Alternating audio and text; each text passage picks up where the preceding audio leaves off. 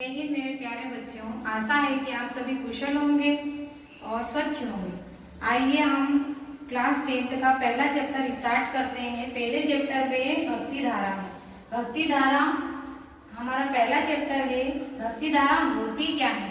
भक्ति दो प्रकार से होती है। पहला है सगुण भक्ति, दूसरा है निर्गुण भक्ति। सगुण भक्ति का अर्थ होता है साकार रूप से भक्ति करना, साक्ष्य रूप में किसी ईश्वर को देखकर। जैसे तुलसीदास जी ने राम भगवान को देखा है और सूरदास ने कृष्ण भगवान जी को देखा है और साक्ष्य रूप में उनकी आराधना करना, साकार रूप से भक्ति करना सगुण भक्ति कहलाता है। और दूसरा है हमारा निर्गुण भक्ति, निराकार ब्रह्मा की उपासना करना, निराकार जिसका आकार नहीं है फिर भी उसकी उपासना करना। जैसे प्रेम के बारे में बताना, प्रेम मार्गी है मलिक मोहम्मद जायसी निर्गुण भक्ति धारा के कवि हैं। चलिए हम पहला लेसन स्टार्ट करते हैं और पहला लेसन का पहला पद पढ़ते हैं हम। अविगत गति कछु कहत न आवे, जो गूंगे मीठे फल को रस अतरंग ही भावे, परम स्वाद सब ही सुनिरंतर अमित तोष उपजावे। इसका अर्थ होता है अविगत गति कछु कहत न आवे। इसका मतलब होता है जिसके बारे में हम जान नहीं सकते हैं उसके बारे में कहना भी उचित नहीं, हम कह भी नहीं सकते।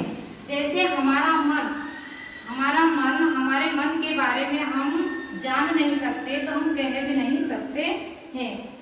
एक उदाहरण देके बताया है, जिस प्रकार गूंगा व्यक्ति मीठे फल को चखकर मन ही मन आनंद लेता है, परंतु उसका स्वाद किसी अन्य व्यक्ति को वाणी शब्दों के द्वारा नहीं बता सकता है। अगला, मन माणी को अगम अगोचर सो जाने जो पावे। कवि कह रहे हैं मन और वाणी से भी व्यक्ति दिखाई नहीं देता है। कहने का आशय है जब हम किसी मन वाणी से भी दिखाई नहीं देता है, जो इसे प्राप्त करता है वही इसके बारे में जान पाता है।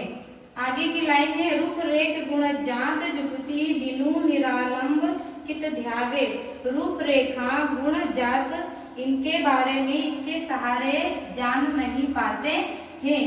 सब विधि अगम विचारी, हम किसी भी विधि से नहीं से देख नहीं पाते हैं। सूरदास जी कहते हैं सुर सगुण पद गावे। सूरदास जी कहते हैं कि हमें सगुण भक्ति करना चाहिए। दूसरे पद को पढ़ते हैं, आइए। हमारे प्रभु ओगुण न चित्त धरो, समदसी है नाम तुम्हारो सोई पार करो।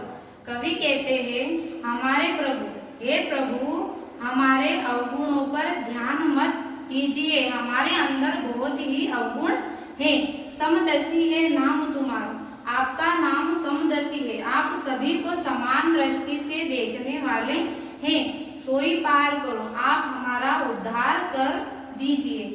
एक लोहा पूजा में रखत, कवि कहते हैं एक लोहे को हम पूजा में रखते हैं, एक घर बदिक पर और एक किसी का बदिक ज्ञान होता है कि किसी का वध करने के लिए रखा जाता। तो एक जो तलवार है लोहा वो हम एक पूजा में रखते हैं और दूसरा हम किसी का वध करने के लिए रखते हैं। सो दुविधा पारस नहीं जानत कंचन खरद खरो। कवि कहते हैं कि जिस प्रकार लोहा और एक लोहा पूजा में रखा जाता है और दूसरा लोहा किसी जानवर या किसी पशु का वध करने के लिए रखा जाता है, परंतु सो दुविधा पारस, पारस उन दोनों में भेद किए बगैर दोनों से स्पर्श हो जाता है तो उसे कंचन खरद करो, उसे सोना बना देता है। ठीक उसी प्रकार हे ईश्वर, आप हम दोनों में भेद किए बगैर आप हमें हमारा उद्धार लगा दीजिए। अगली पंक्ति है, एक नदियां एक नार कहावत मिलो निर्भरो। जब दोहू मिली एक बरन गए सुर सरी नाम पर।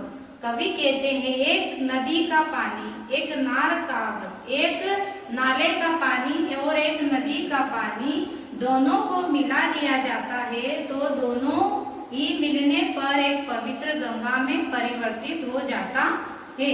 अगली पंक्ति है, तन माया जो ब्रह्मा कहावत सुर सुमिल बिगड़ो। कवि ने कहा है कि जीव ब्रह्मा का अंश होता है और माया सानिध्य आत्मा के सानिध्य में रहती है। हे ईश्वर, मेरे अवगुणों को भूलकर आप मेरा उद्धार कर दीजिए।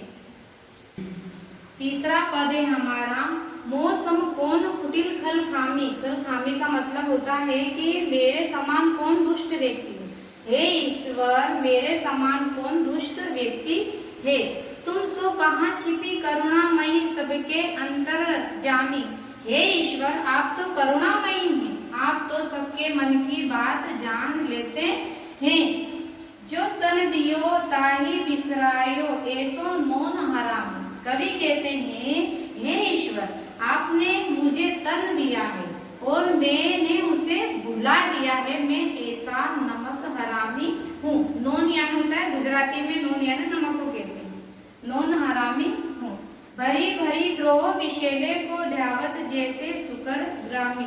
मैं बार बार विषय वासनाओं में लीन रहता हूँ। मैं ठीक उसी प्रकार हूँ जैसे सुकर ग्रामी, जैसे सुअर गंदगी की ओर जाता है, मेरा मन भी विषय वासनाओं में लगा रहता है। सुनी सत्संग होई छिए आलस। जब मैं सत्संग सुनता हूँ तो मुझे आलस सा आ जाता है। विषयानी संग बिसरानी, और मैं बार बार विषय वासना और काम वासनाओं में लीन रहता हूँ। श्री हरि चरण छाड़ी विमुखनी की निशी दिन करत गुलामी। हे ईश्वर, मैंने आपके चरणों को छोड़कर निस्दिन विषय वासनाओं की गुलामी में फिरता रहता हूँ। पापी परम अधम अपराधी, मैं पापी हूँ, मैं अधम अपराधी हूँ। सब पति तनी में नामी, मैं सभी पापियों में से सबसे बड़ा पापी हूँ। सूरदास प्रभु अधम उदाहरण सुनिए श्रीपति स्वामी। सूरदास जी कहते हैं कि हे प्रभु, मेरे अंदर बहुत ही बुराइयां हैं, उसे आप उद्धार कर दीजिए। सुनिए श्रीपति स्वामी। हे श्रीपति स्वामी, मेरा उद्धार लगा दीजिए। आशा है कि आप को ये वीडियो और ये जो आपको पढ़ाया आपको समझ में आया होगा। और यदि हमसे कुछ गलती हो जाती है तो हम इसके लिए क्षमा प्रार्थी है।